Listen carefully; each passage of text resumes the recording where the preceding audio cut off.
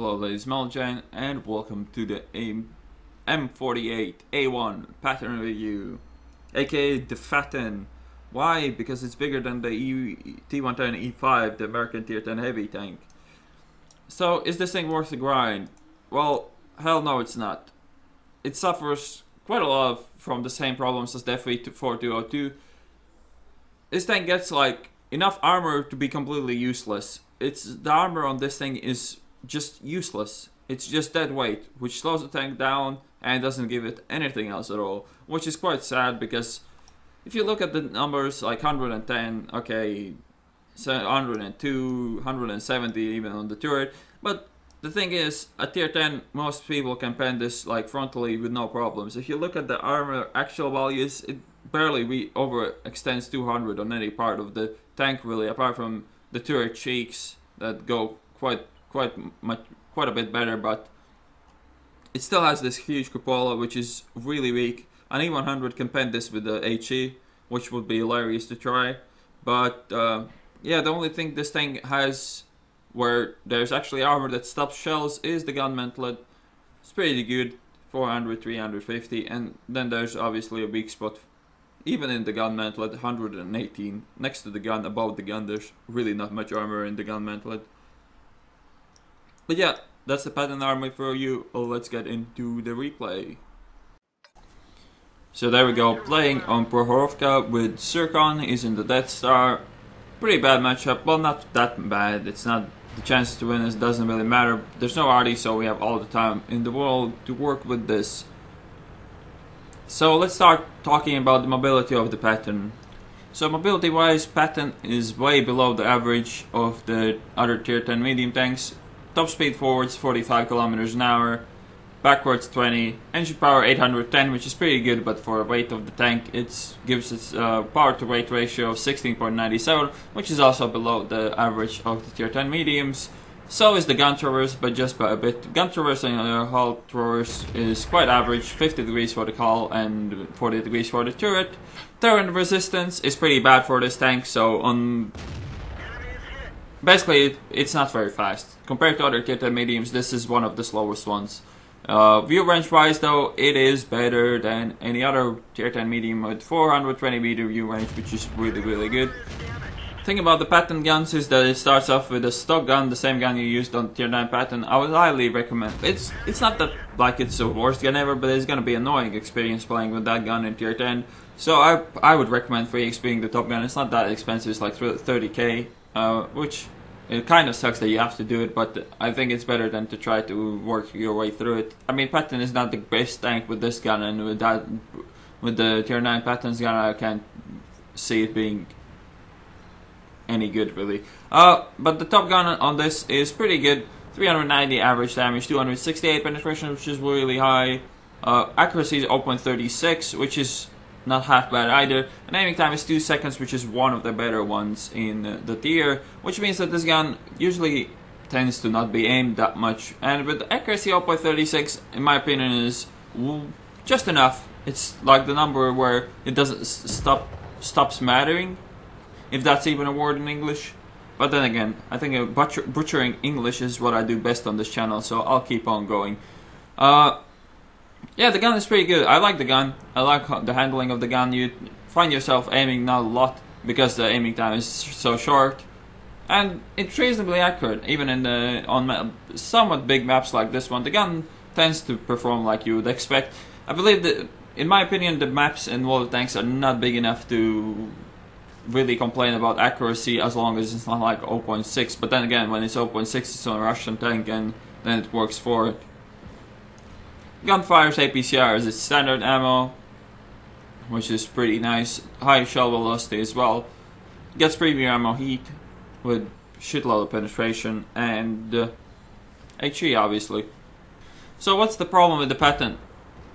First of all, if you want to get a medium tank that has no armor, good accurate gun, and it's somewhat fast, get a Leopard. Why would you bother with a Patton if there's a Leopard in the game? Like, Patton reloads like maybe 0.2 seconds faster than the Leopard, and that's everything the Patton has over the Leopard.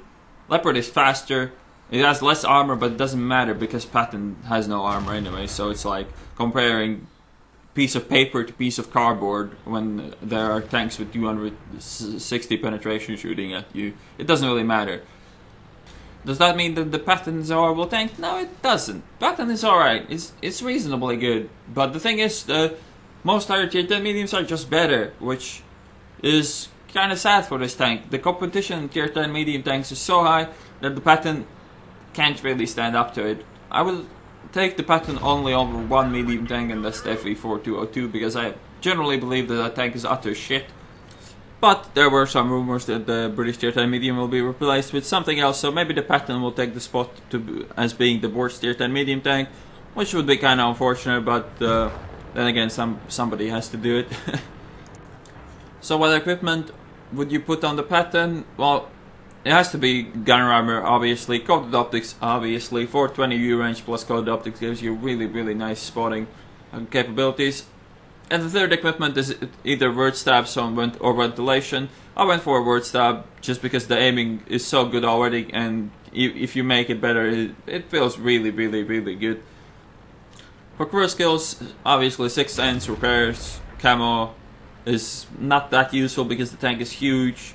Recon, situational awareness, smooth ride, clutch braking maybe after smooth ride.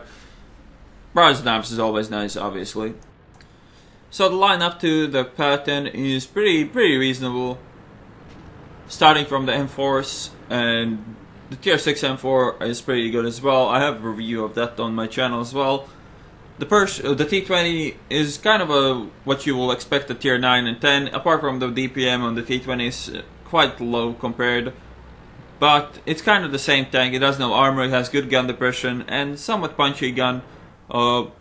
Pershing gets the turret armor, well, kind of troll gun mantlet, not really turret armor, which makes the Pershing pretty good. It's one of the most used medium tanks in ESL as well at tier 8, which means it's pretty solid tank. Then you get to the Patton. Stock grind on that is just horrific. It's probably one of the worst stock grinds at tier 9 you can ever have. But the fully upgraded Patton is reasonably good. It's not like super strong, but it's reasonably good. Can't really complain about it.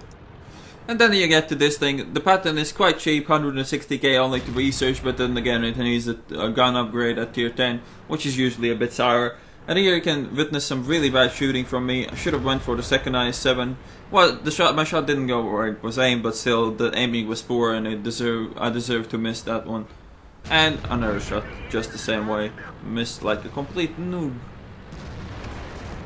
But it's okay. I can miss more, as you clearly see. Zircon secures that one on more than 1000 health, which is a bit hilarious, but then again, Death Stars do that. Putting a shot into his lower plate, repairing my tracks. I don't really want to sit there, even though there's no RD. I just want to be able to move in the Patton. Putting another shot into his lower plate, and that was a Jagdpanzer E100 in the back of my rangefinder there. You can see the penetration mark. Since he just fired, I can go and shoot the IS-7 some more and not be afraid of that he's gonna shoot me again. Another thing, that with 2000 health, Patton is one of the healthiest medium tanks, tier 10 medium tanks in the game. I think E50M gets a bit more health, but that's like only by 50. And people that say the Patton gun is really bad accuracy, it's not really good because of accuracy, I don't even know what game they are playing, because the Patton, I can't see the problem with the accuracy at all. I mean, even the E50Ms, Leopards, and every gun misses in this game. I mean, it's RNG, but 0.36 accuracy I think is way more than enough. I could work with 0.38, 0.4 even accuracy. I don't see any problems there. I mean, you miss your occasional shots. DPM makes up for it. I can't see the issue with the accuracy at all. What this tank has is a good aiming time, so you usually don't sit out in the open for a long time. You just peek, shoot, and fall back, and that's a really good thing compared to some other medium tanks that are forced to aim quite a long time to get their shots off. Not that much at tier 10, but tier 9 mediums really tend to aim quite a long time to get their shots off. I'm gonna clean up this flank before we go over the rails. There's no point of feeding the tank destroyers where there's other things to shoot and kill. So with capabilities like gun depression, view range and so on, the Patton is good on big open maps where you can do some nice spotting, like this map, like Kampinovka. There's some other maps, obviously. Sand River is pretty nice as well. Even Alhaluf can be good. But even in city maps, the DPM on this tank can make up for the downside, lack of armor and so on, which is quite nice. There is a reason why the Patton is called the Jack of all trades and the Master of none. It really is. It isn't the best at anything, I believe, in this game, apart from maybe being fat. But then again, that's not a good thing. Would I recommend you to buy this if you are a tier 9 already? Yeah, I would. It's not a bad tank.